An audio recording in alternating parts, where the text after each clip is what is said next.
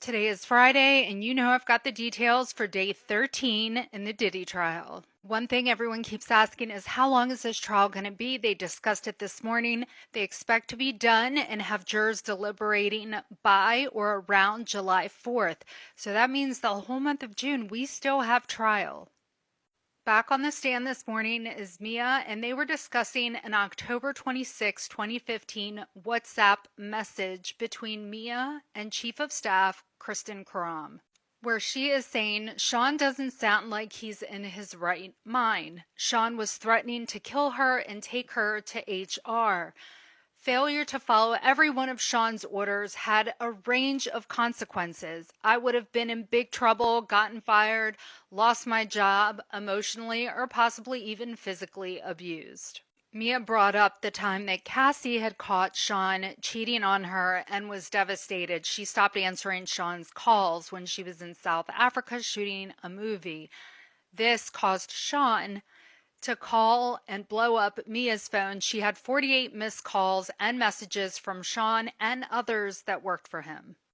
They showed some of these text conversations where Sean is just saying over and over again, call me now, call me now. She recalled a time in 2011 when he asked her to bring workout clothes, and every option she presented to him was an issue. He completely flipped out, was screaming, cursing at her. He was always threatening to fire her. She testified that she stopped working for Sean in 2017 when he decided to shut down Revolt Films, which is a company founded by him. She had felt betrayed, confused, rejected. She had been working on a documentary project until the spring of 2017. She eventually hired an employment attorney to work out a severance. After 9 months of back and forth, she ended up with $400,000, but only took home $200,000 because the attorneys took the other half. She also testified that after Cassie filed her lawsuit against Sean, he tried to reach out to her, but she did not respond. She said she was terrified and she knew that Sean was fearful of her telling anyone what she had seen over the years. She says she hasn't been able to work because she has severe complex PTSD. She explained normal situations are overwhelming. She feels triggered when someone asks, "Where are you?"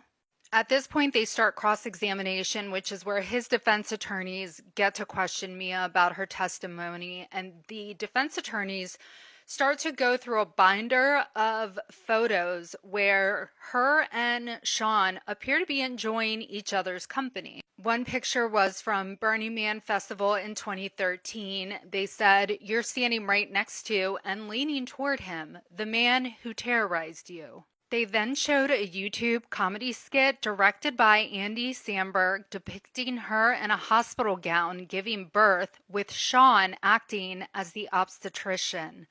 We need to find that video.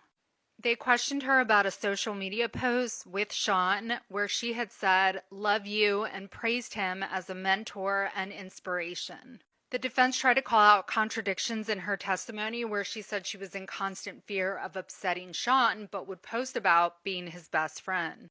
She said the dynamic would shift. When things are good, I felt really safe. You almost forget about those things, the bad memories. It was psychological. I felt responsible for helping him. I felt bad for him. I don't know how to describe it. The defense continued to try to show good times with Sean.